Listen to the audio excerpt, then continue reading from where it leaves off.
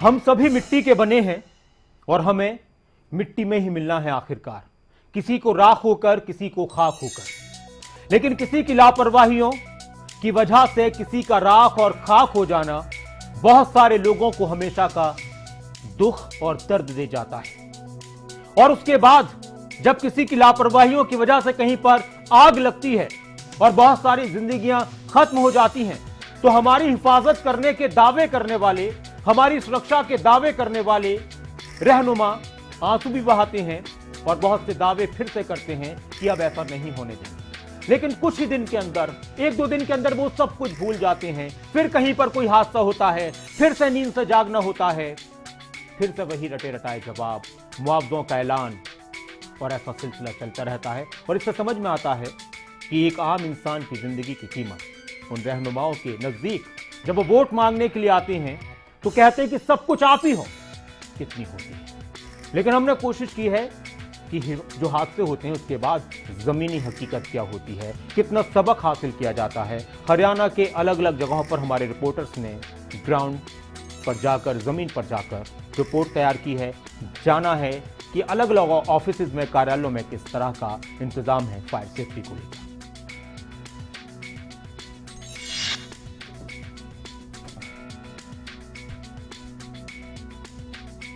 कुछ सवाल हैं और वो सवाल क्या हैं और उनके जवाब बार बार हासिल करने की कोशिश की जाती है।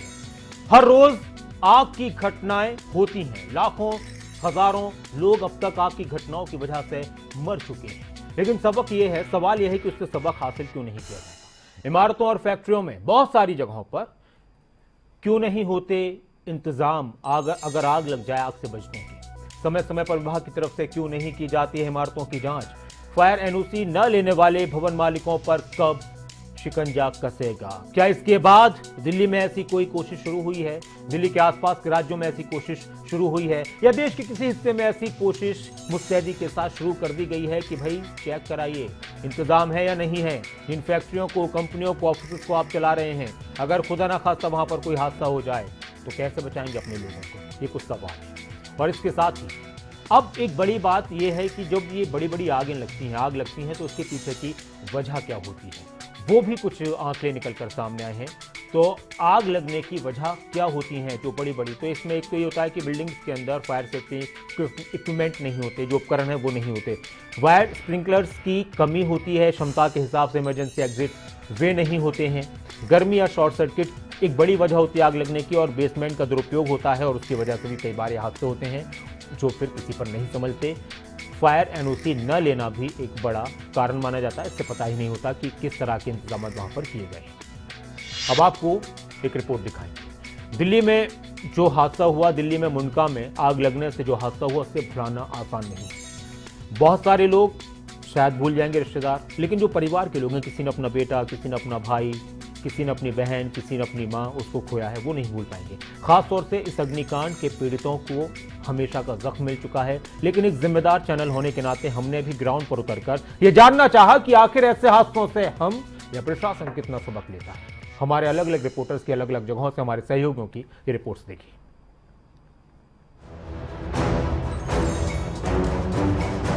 न जाने कितने परिवार तबाह हो गए, न जाने कितने जिंदगियां खत्म हो गई। दिल्ली की मुंडका में लगी इस मौत की आग को कैसे भुलाया जा सकता है? वजह एक ही नजर आई, लापरवाही, लापरवाही और लापरवाही। न आग से बचने के इंतजाम थे और ना ही बिल्डिंग से बाहर निकलने के इंतजाम। ऐसे में खबरें अभी तक की टीम ने हरियाणा में सरकारी ऑफिसों और सरकारी बिल्डिंगों का हाल जाना। सोनीपत में हमारे संवाददाता नितिन अंतिल नागरिक अस्पताल पहुंचे। हालात यहाँ ठीक नहीं थे। सोनीपत के नागरिक अस्पताल, जहां पर रोजाना हजारों की संख्या में मरीज जाते हैं, वहां पर अग्निशमन यंत्र कितने पुख्ता इंतजामात किए गए हैं, उनके एक रियलिटी चेक ग्राउंड रिपोर्ट पर हम पहुंचे हुए हैं। और सबसे पहले तस्वीरें सोनीपत के ओपीडी विभाग, जहां पर सोनीपत नागरिक अस्पताल का ओपीडी कार्यालय बनाया गया है, जहां पर मरीज आते हैं, उसकी दिखा दूं। एक बहुत बड़ी लापरवाही सबसे पहले यहीं से करी गई है कि जो पाइप रखे जाते हैं, वो पाइप के जो बॉक्स हैं वो खाली हैं। इसके अलावा जो बॉक्स हैं, बॉक्सों में पाइप रखी जाती है लेकिन वो पाइप नहीं है। और जो पानी है, पानी की अगर व्यवस्था देख ली जाए, क्योंकि इतना बड़ा हादसे के बाद कोई जागा या नहीं जागा, तो पानी की कोई व्यवस्था भी नहीं है। पाइप गायब हैं, पानी गायब है कि आग लगे तो कहीं ना कहीं ये खामियाजा आम जनता को भुगतना पड़ सकता है, जो कि मुंडका में हो चुका है। इसके अलावा अंदर जाएंगे क्योंकि सोनीपत का एक नागरिक अस्पताल है और यहाँ पर एक नहीं दो नहीं बल्कि हजारों की संख्या में मरीज आते हैं। नज़ारा आपको दिखा दो, सिलेंडर हैं वो लगाए गए हैं, जो उनकी एक्सपायर डेट नहीं है वो एक्सपायर नहीं हुए हैं।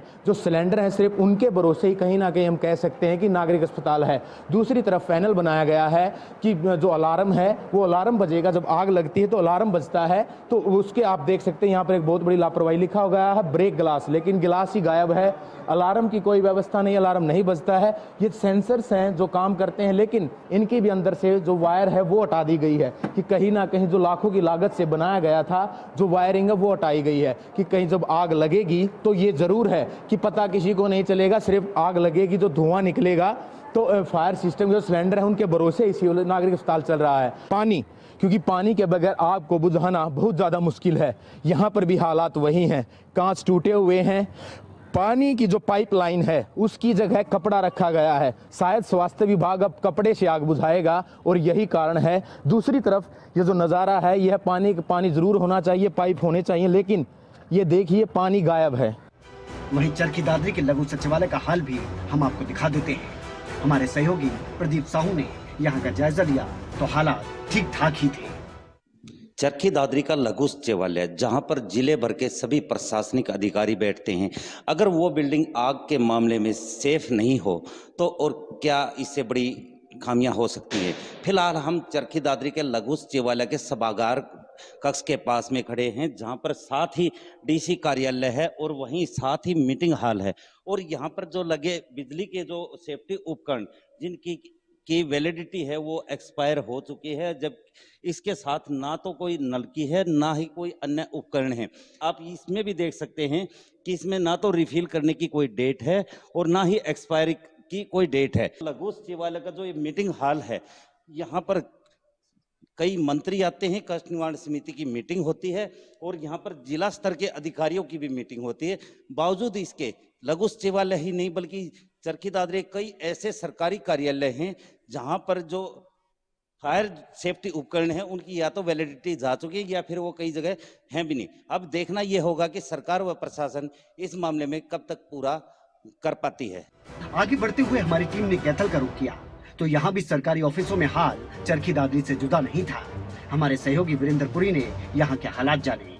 आगजनी की जब कोई घटना होती है तो सबसे पहले दमकल विभाग को सूचित किया जाता है, लेकिन दमकल विभाग को सूचित करने से पहले वहाँ बिल्डिंग में मौजूद जो सुरक्षा के जो उपकरण है वो काम में आते हैं। ये जिला सचिवालय में कृषि विभाग का दफ्तर है। हमने पूरी बिल्डिंग जो जिला सचिवालय की बिल्डिंग है इसमें रियलिटी चेक किया है। यहाँ पर जो फायर सेफ्टी सिलेंडर है वो सारे के सारे वो जांचे गए हैं। सभी की जो मैं दिखाना भी चाहूँगा यहाँ पर ये फायर सेफ्टी के यानी ये जिला सचिवालय की 3 मंजिला इमारत है। यहाँ पर हमने रियलिटी चेक किया है। ये देखिए जो इनकी रिन्यूअल डेट है 2022 से और 23 यानी 14/1/2023 तक ये वैलिड है।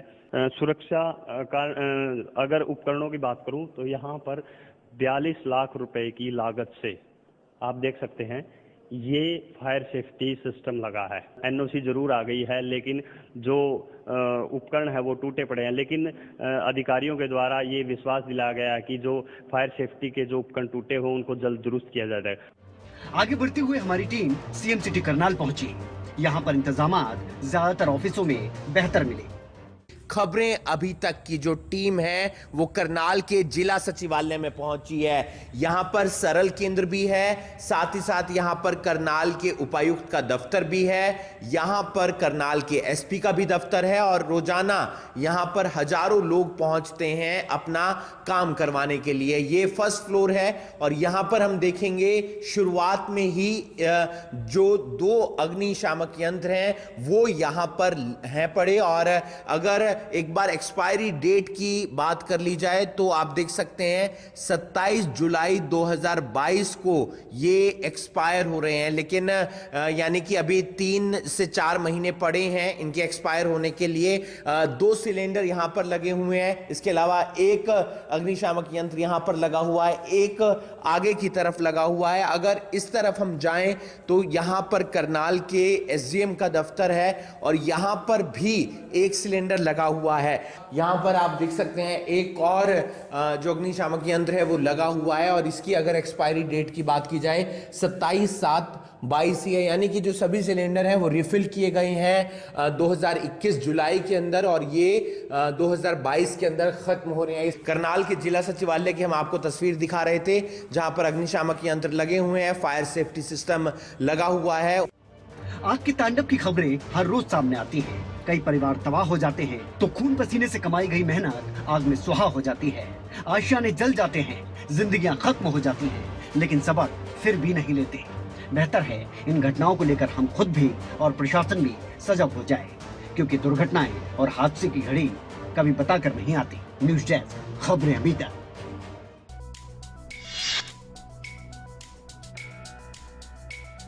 आप यही चाहते हैं ना कि जमीनी हकीकत की बात की जाए, उन जरूरी बातों की बात की जाए जिसका असर हम सब पर सीधे तौर पर होता है। तो खबर अभी तक आपका पसंदीदा चैनल अपने हर बुलेटिन में, अपनी हर खबर में इस बात का ख्याल रखता है कि आपको सटीक, सही और जरूरी जानकारियां पहुंचाएं।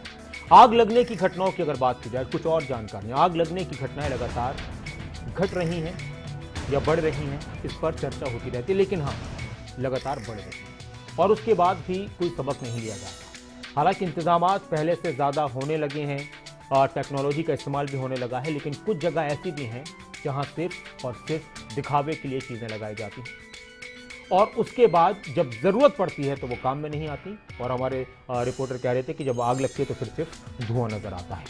जिनके पास फायर सेफ्टी विभाग की एनओसी नहीं है या जिन बिल्डिंग्स को बनाते वक्त इन चीज़ों का ख्याल नहीं रखा जाता, उम्मीद है कि अब उन पर नज़र रखी जाएगी और आग लगने पर जो इंतज़ाम होने चाहिए वो सभी हर जगह पर होंगे और जो हादसे होते हैं उसकी विभाग की तरफ से वक्त वक्त पर चेकिंग की जाएगी या की भी जा रही होगी।